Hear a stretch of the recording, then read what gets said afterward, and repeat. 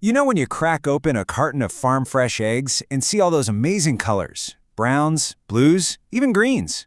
Well, have you ever stopped to wonder how they get that way? Behind every single one of those shades is an incredible story of biology, ancient genetics, and some seriously high-stakes evolution. So, let's get into it. It seems like such a simple question, right? Why aren't all eggs just plain white? After all, every single egg starts out completely white on the inside of the hen. So where does all this spectacular color come from? Well, the answer is actually surprisingly simple, and at the same time totally elegant. That's it. Just two. Every single color, every speckle, every spot on any bird egg in the entire world is created by a combination of just two base pigments.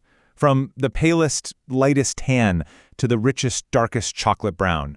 From a bright sky blue to a deep olive green. It all comes down to a palette of just two.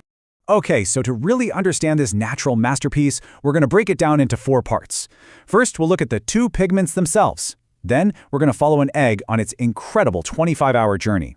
After that, we'll decode the genetic instructions that are basically the painter's manual. And finally, we'll ask the biggest question of all, why did eggs even need color in the first place? All right, first up, the chemical building blocks. It's pretty amazing when you think about it. Nature, with all its possibilities, decided to create this insane diversity from such a limited palette. So what are these 2 master pigments?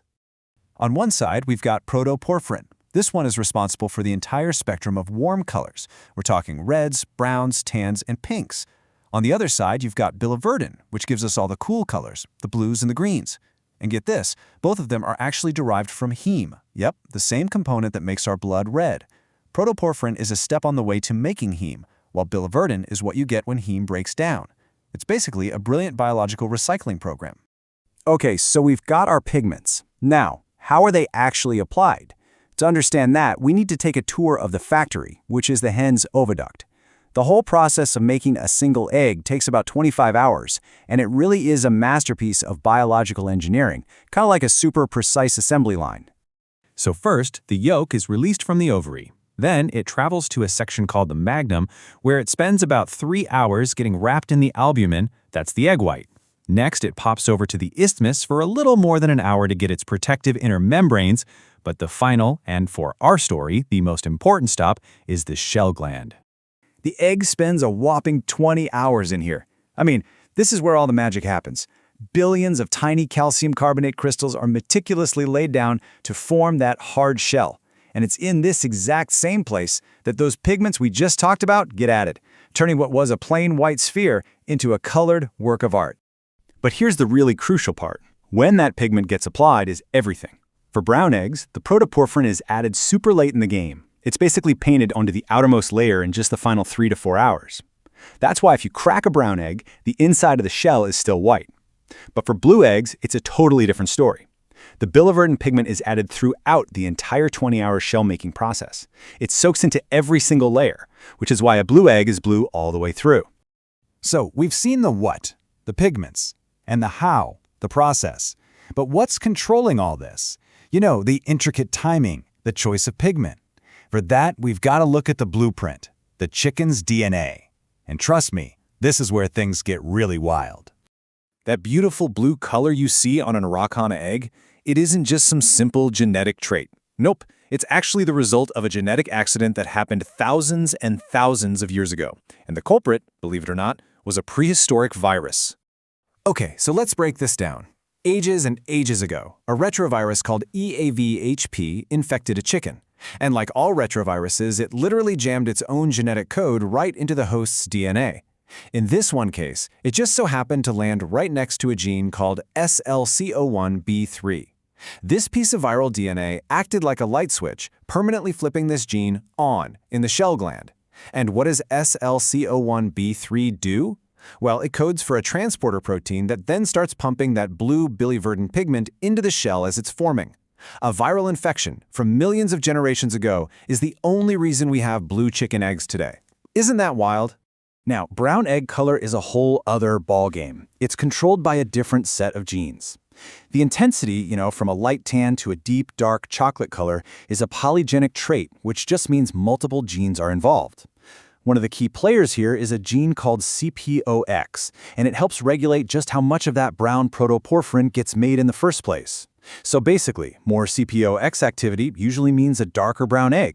So we have the pigments, we have the process, we have the genetics, but this all leads us to the ultimate question. Why? I mean, why go to all this biological trouble? Why did birds evolve this incredibly complex system for coloring their eggs? First, let's just get a little perspective here. This isn't some recent bird invention. New research is showing that birds inherited this trait directly from their non-avian dinosaur relatives. Yeah, you heard that right. Dinosaurs were laying colored eggs millions of years ago. So the reason for color is rooted deep, deep in evolutionary history. So picture this. Ancestral birds, kind of like a lot of modern reptiles, probably nested in dark, hidden places like burrows or holes in trees. And in that kind of environment, a plain white egg is totally fine. It's actually easy to see in the dark, and there's no need for camouflage. But then, as birds moved out into the open and evolved to build the open cup nests we see everywhere today, their eggs were suddenly exposed to a whole new world of dangers. So what is the evolutionary advantage of color when your eggs are just sitting out there for everyone to see? Well, it's not just one thing. Eggshell color is actually a multi-tool. It's like a Swiss Army knife for survival that solves a bunch of problems all at once. Okay, so the most obvious one is camouflage, right? Blending in to hide from predators. But there's so much more. The pigments can actually act as a natural sunscreen, protecting the fragile embryo inside from harmful UV radiation. Darker pigments can help eggs absorb more heat in colder climates, which helps with incubation. But maybe the most surprising job of all is structural strength. This quote pretty much nails the amazing structural function hypothesis. So when a hen is a little low on calcium, her eggshells can end up being thinner in some spots. And research shows that she strategically deposits more of that brown protoporphyrin pigment in those exact weak spots. The pigment molecules literally fill in the gaps in the crystal structure, making the shell stronger. It's exactly like patching a crack with biological plaster. How cool is that?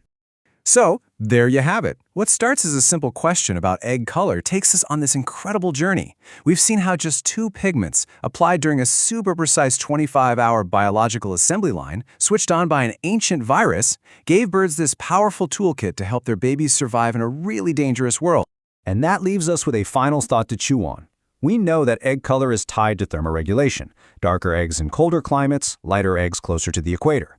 So as global temperatures continue to rise, are the pressures that have shaped egg color for millions of years going to start shifting? Could we actually be witnessing an evolutionary change in the colors of the world's eggs happening right now before our very eyes? It seems the humble egg still has a lot of secrets left to tell.